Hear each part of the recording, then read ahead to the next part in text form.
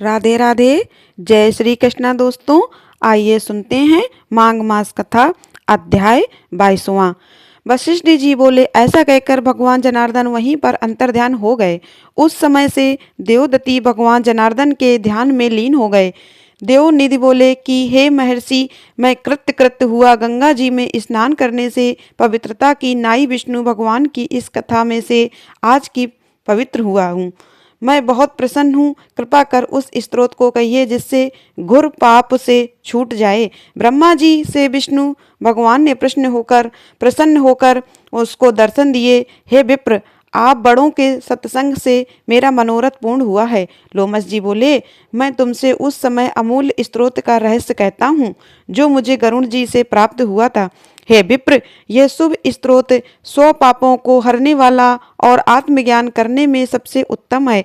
वासुदेव को विश्वव्यापी, चक्रपाणी को भक्त प्रिय, कृष्ण को तेज स्वरूप भगवान को नमस्कार हो। जब स्तुति करने वाला जिसकी स्तुति की जाए वह तथा स्तुति सभी जगत विष्णुमय है, तब किसे स्तुति की जाए, क्योंकि मनुष्य की बुद्धि भेद करने वाली होती है। जिस देव के निविश्वास सूत्र तथा अंगों सहित वेद हैं, भला कौन सी स्तुति से उनका वह प्रसन्नता प्राप्त होगा। परंतु भक्ति में वाचाल हुआ हो, जिसको साक्षात रूप में वेदवाणी मन का नहीं जानता है, उसकी स्तुति मुझ जैसा ज्ञानहीन कैसे कर सकता है। और भक्ति मार्ग चक्र के समान घूम रहा है। इसलिए देव आप उत्तम शास्त्र जानने वाले चक्रपाणी हो। ब्रह्मा तथा विष्णु के आदि रूप तुम ही हो। ब्रह्मा के शरीर हो, सबके जन्मदाता हो। ब्रह्मा के भी आदि कारण शुद्ध ब्रह्मा तुम ही हो। तुम पृथक पृथक हो, यह कल्पना करना मूर्खता है। शरीर तथा जीव का भेद जब शरीरधारी को छूते हैं तब उसे ज्ञान होता है। आपको काल द्वेष छू नहीं सकता। आप सदा देव भाव से जागते हो, निज आत्मा में कभी नहीं सोते। हे विष्णु, आपसे संपूर्ण सुखों को देने वाली बुद्धि उत्पन्न होती है। हे नाथ, आप ही पांचों कमेंद्रिय, पंच महाभूत तथा मन के विभुत भाव हो। हे ब्राह्मण, ब्रह्मा, रुद्र तथा विष्णु, इन 3 कल्पनाओं से तुम संसार की कल्पना वैसे ही करते हो जैसे पिता पुत्र की करता है।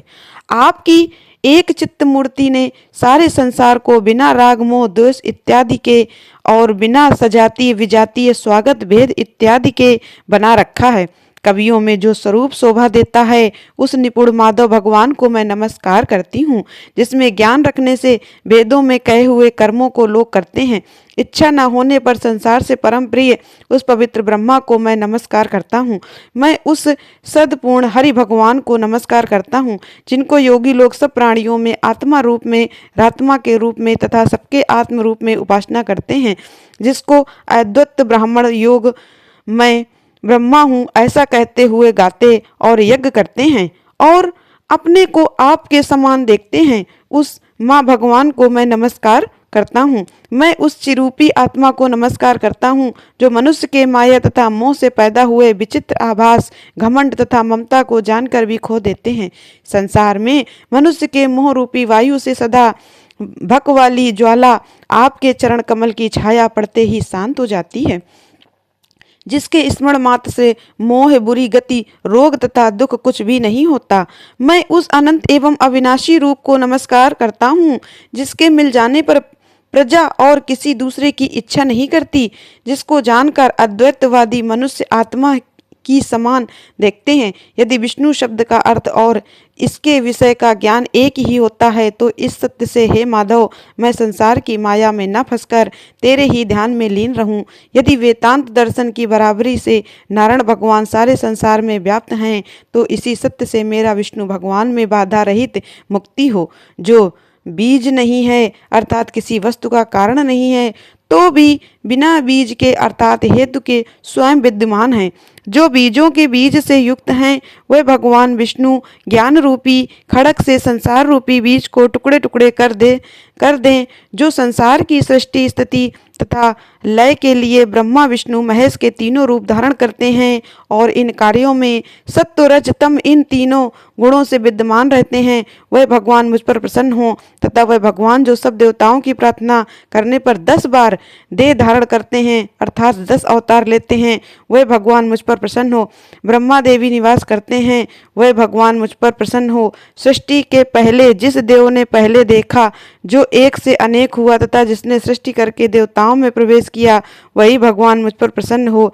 हृदय रूपी आकाश में अंतर्यामी होने के कारण वर्तमान तथा आकाश के समान सब जगह रहने वाला एवं आकाश के भी आदि अर्थात उत्पन्न करने वाले इंद्रियों से अलग इंद्रियों की क्रिया में प्रेरणा रूप कार्य करने वाले और आकाश में जाने वाले, हृदय रूपी आकाश में अंतर्यामी होकर विसरने वाले, ब्रह्मा प्रलय के में आकाश इत्यादि को मिटाने वाले, आकाश मूर्ति तुम यज्ञ भोगता हो, जो ज्ञान रूप से जड़ता अज्ञान को तथा रूप सुख से दुख को नाश करते हो, जिसके सद्र की सत्ता से संसार आकाश युक्त हुआ है। यदि अविद्यापूर्ण संसार का त्याग करते हो, वही जगत में आप हो प्रभु, आपका बनाया हुआ विश्व आनंद करता है। आपसे त्यागे जाने पर मनुष्य अपवित्र हो जाता है, उसका साथ करने पर भी तुम बिना साथी के बने रहते हो। जिनको वाचक पंचभूत के योग से पैदा हुआ चैतन्य मानते हैं, उनकी उपासना करते हैं और इसी से प्रौढ़ तर्क से आपको क्षण भंगुर बुद्धि कहते हैं। जैन लोग आपको शरीर का परिमाण मानते हैं तथा सांख्यवादी तुम्ही को प्रकृति से पर पुरुष मानकर ध्यान करते हैं। जन्म इत्यादि से रहित पूर्ण चैतन्य रूप सर्वदा आनंद लक्ष्य वाले तुमको उपनिषद तथा बड़े बड़े ब्रह्मा ज्ञानी चिंतन करते हैं। आकाश आदि पंच महाविद्या अविद्या तुम ही सब कुछ हो, तुमसे अलग कुछ भी नहीं है। तुम ही सब प्राणियों के पैदा करने वाले हो, तुम ही मुझको अपनी शरण में रखने वाले हो। तुम्हें अग्नि हवि इंद्र होता है, मंत्र क्रिया फल सभी हो, तन धर्म कर्म के फल को देने वाले तथा दीक्ष के क्रिया का पूर्ण करने वाले हो। वैकुंठ में तुम्हारे सिवाय दूसरा कोई नहीं है।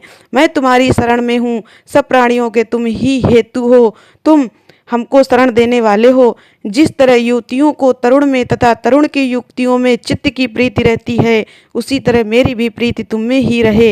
हे प्रभु, जो पापी और अव्यचारी करने वाला भी मनुष्य आपको प्रणाम करता है, उसको यम के दूत उसी तरह नहीं देखते जैसे उल्लू सूर को नहीं देखता।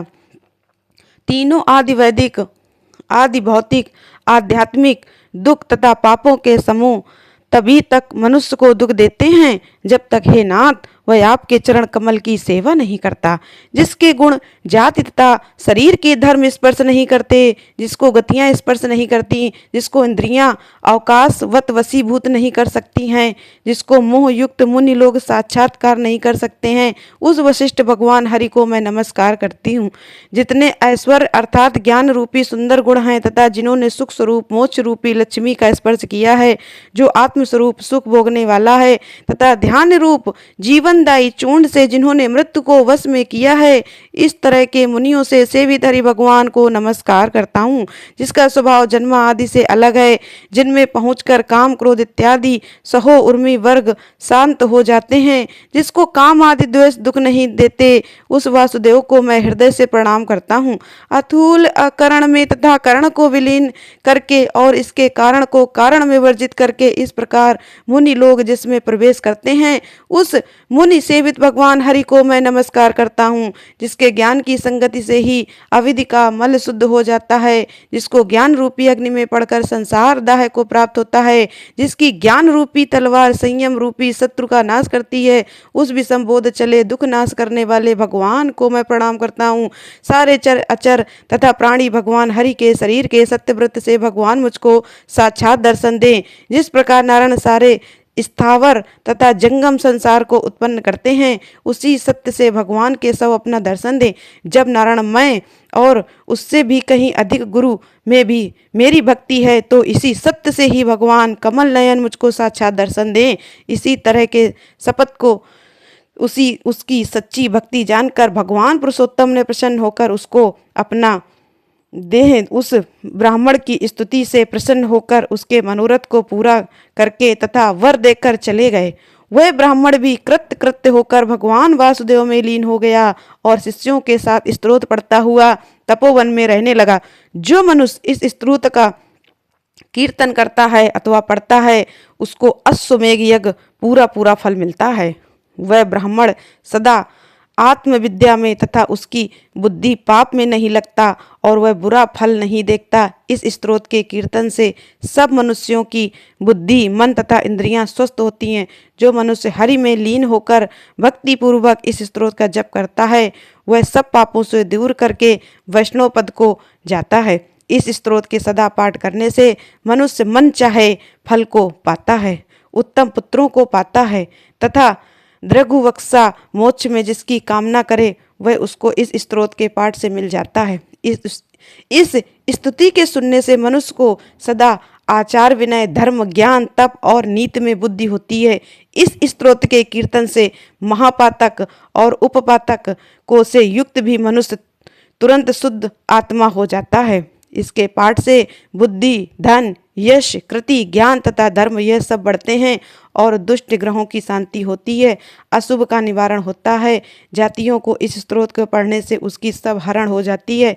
यह सब अरिष्ट को दूर करता है तथा दुर्गति से बचाता है। नक्षत्र और ग्रहों की पीड़ा से राजा, दव, अग्नि, चोर, सिंह, व्याघ्र, भूत, प्रेत, पिशाच, पूतना, जमक आदि के भय नहीं होते। इस स्तोत्र के पाठ करने से मनुष्य को किसी भी प्रकार का भय नहीं रहता तथा इस लोक और परलोक में अक्षय सुख को पाता है।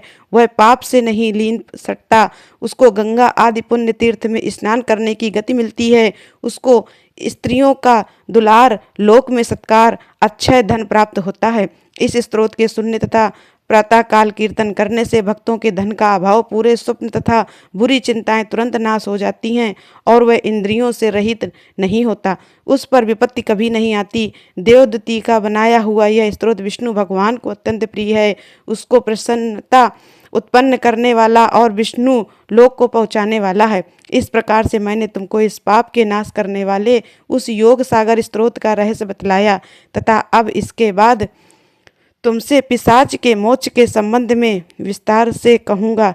इस प्रकार से श्री पद्म पुराण के अंतर्गत माघ मास महात्म कथा में 22वें अध्याय की कथा पूर्ण होती है। तो बोलिए प्रेम से विष्णु भगवान की जय, माता लक्ष्मी की जय।